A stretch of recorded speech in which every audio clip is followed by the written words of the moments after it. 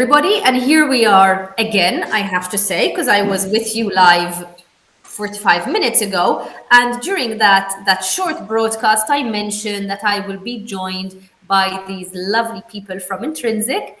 And during today's broadcast, we're going to discuss various topics, I guess, like we always do with you guys. First of all, how are you both? Mark, how has it been going back to Australia? Yeah, it's good. It's nice to have a rest. It was a very busy April, so it feels weird to be in one place for such a long time.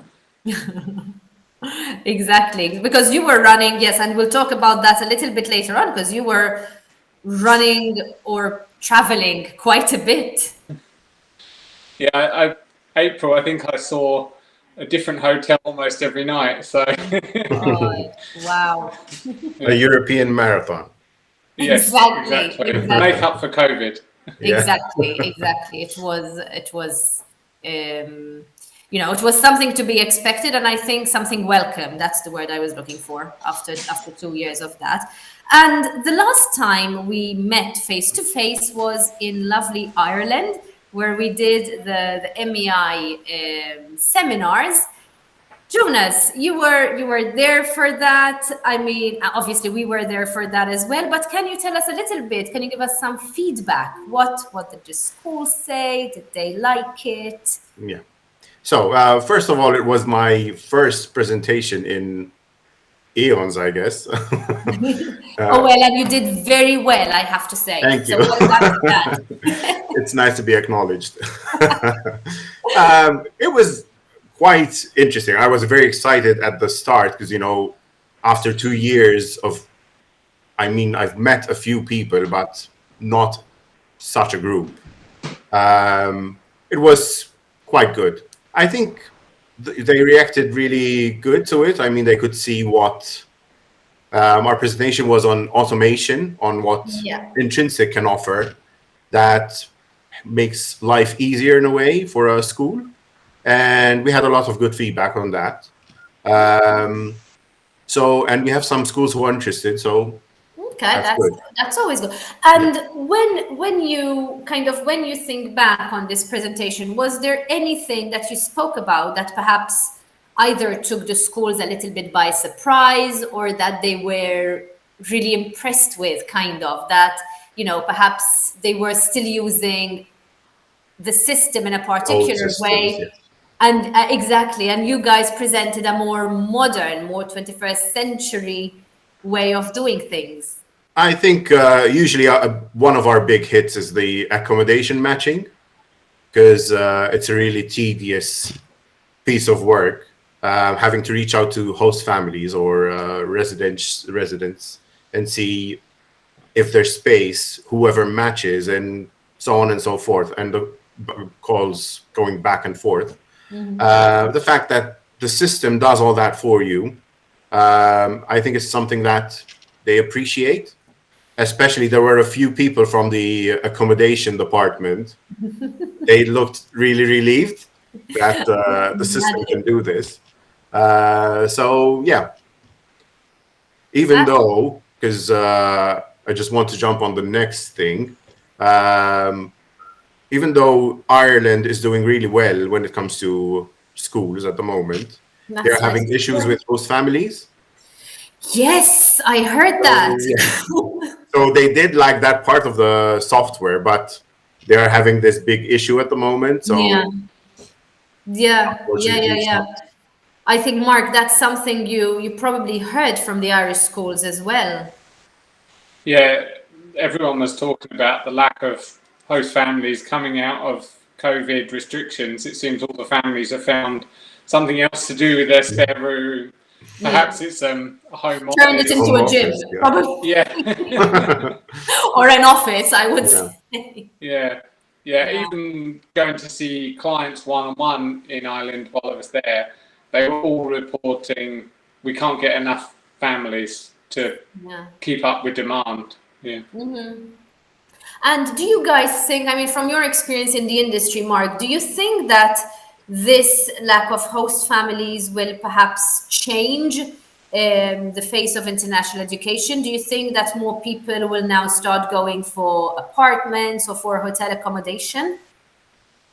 Yeah, I think pre-COVID, a lot of people talked about student residences and that sort of, but it's always the juniors that are the problem. Like a lot of our clients work with junior groups, Yeah, and you can't send them off to unsupervised residences, of and course. so the demand for homestay Yeah.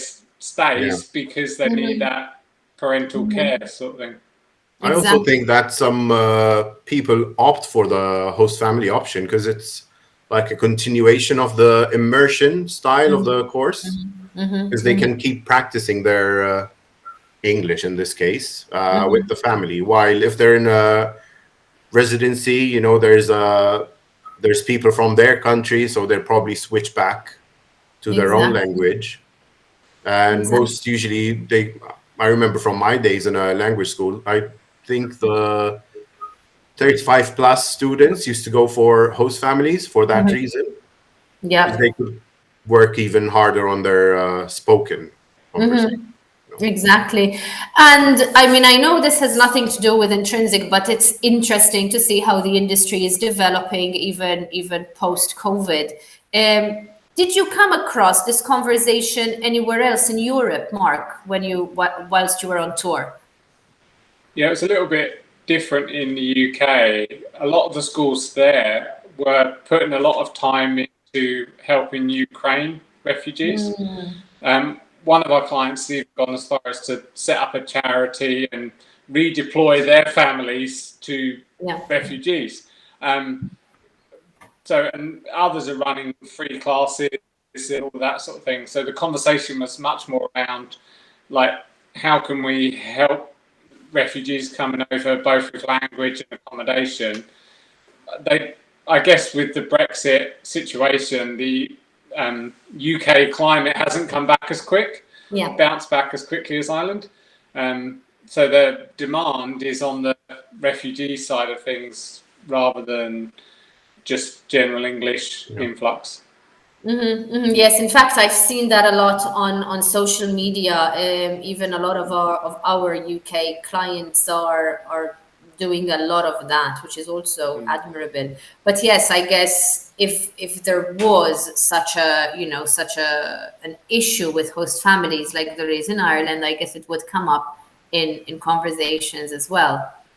And something that I was really happy to witness was that you two met for the first time face to face. Mark, let me ask you first. So, Jonas, I'll give you some time to think. How Good.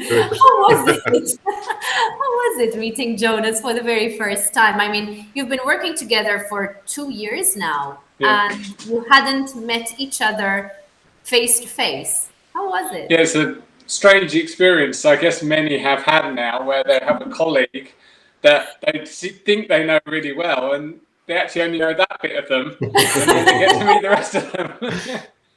And yeah, we got the opportunity to like spend a few days just hanging out as well, which was really nice to, because on like Teams and you tend to deal with like business, but you don't spend the time chilling out. So it's nice to have dinner and sort of get to know each other a bit more like people. Exactly, exactly. Okay, he was nice. Jonas, how Yes, was he it was for you? nice. How was it for you? Well, I remember the text I got from Marcus before we met him. He just texted me. He said, "So I'll be the torso you see almost every day, but with legs." Oh yeah, that was a good icebreaker. Yeah, it was nice. I mean, getting to know someone on a more personal level. Um, we always stress team building is quite essential for any business, and I think it served as a team building event, even though it lasted more than what, 3 4 days. What was it? I think so, yeah. Because then obviously Mark came over to Malta Yes. and you got to spend a lot of time together over there as well. Yes. Mark, I heard that Jonas tired you out with all his walking and his stretching and all the day. And you had some pretty good weather while you were here. So Yes. Yeah, I got the locals tour, so I wasn't conned into seeing the tourist stuff. I got to. We even broke into a movie set, I think, at one point. There Yes. was some movie being really, shot on the top of a park. oh my gosh, okay. So we might see a shot of you two in the movie. Well, I I think doubt they'll cut us out. Yeah, I was already imagining a huge intrinsic banner. Oh yeah, no, we should have had one with us. Exactly. Okay. So obviously, how do you see that? Because even from my end, like I've had you both on the broadcast. I was going to say on the show. I'm still stuck in Eurovision yesterday. I had you both on the live broadcast many times, but today I'm really sensing kind of this ease between the two of you. So Yes, I think it does make a difference. do you You think it know, has helped, like even in future interactions with clients that you will have, in future meetings that you will have with clients? I'm quite sure. I mean, I've had calls with different clients now online, but some of them we've met in Ireland, and it made a big difference. Yeah. You're meeting this person. It's actually not someone behind the screen. It's a real life person. I know it's quite obvious because I mean they're on screen and they know they exist. It's not like they're AI, but meeting them live makes a big difference. Even my approach to dealing with customers is a Yes. bit different. Yes. Yes. I think that really helps. Okay, so let's move on to the rest of the tour. Mark, tell us a little bit. Walk us through not all of the hotels, because I remember you showing me your Excel sheet, and it gave me a migraine for a week. I'm really impressed that you actually managed to be there, in all of the correct time slots and all the right places. I would have probably mixed a couple of airports here and there, but the people you met, do you feel that the requests or the conversations that you're having with people nowadays are different from what you used to have pre-pandemic? What I found interesting is during those 2 years, a lot of our clients have had a lot of staff turnover. Yeah. So it was quite entertaining in some situations, like meeting a client almost for the first time. Like you've interacted with them, but you haven't seen them in person because they're new to the school over the last year or so. And some of them, I even had one client say, "Oh, it'd be really helpful if the system could do this." And I felt really bad, like sort of saying, "Well, have you looked at that option right there that has the It name of what actually you want does to it already. do?" Yeah. So it really highlighted to me that we need to do some proactive training because Yeah. when COVID came on, obviously a lot of staff changed over, but they didn't train the new staff. And so there's been a lot of knowledge lost inside of our clients. And so we now need to sort of reach out to them and make sure that they know everything they have, because otherwise it might take until I happen to drop in on them to actually educate them that it's already there. You just need to use it. Exactly. And one approach we're taking is, Jonas, the content that we prepare on a weekly basis very much focuses on these kinds of situations. So it's all about giving clients the knowledge that Exactly. perhaps they don't really know about, because like you're saying, they haven't been given a proper handover in most cases because there wasn't the time for a proper handover. Exactly. Can you, Jonas, whilst we're here, perhaps summarize a little bit the kind of content that we prepare on a weekly basis, and again, which we all will also share on the Schools and Agents platform? Okay, so we usually split it into 4 types of content per month. The first one is a live show. I call it a show as well. Yes, because you watched Eurovision as well Yes, yesterday. Eurovision fever as well. But I yes, bet, just a side bracket, I bet if Corinne will watch this later on, because today she's probably hungover after yes, yesterday, she'll be really proud of us. she would. The live gives people a more, I don't know, personal view behind the scenes of what Intrinsiq is up to. Then we have the intrinsic support. It's usually articles based on what we do at Intrinsiq, what a system can do for you, and we delve deeper into each section. We also have how it works, which is really successful at the moment. It's basically a breakdown of how you can do a task with Intrinsiq. Okay. It breaks down step by step and the benefits of using that part of the system.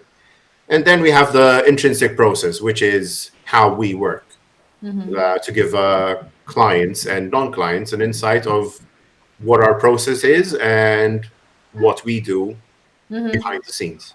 And every step of that process, like at which stage is the client involved, how involved the client is in that process, even, sometimes putting people's minds at rest that, listen, there is going to be hand holding, because sometimes a lot of people are afraid of what you guys do because it sounds so complex and so scary with a lot of robots and AIs and these things. So for a lot of people, I mean, the front end of it would be something that makes their lives simpler and easier.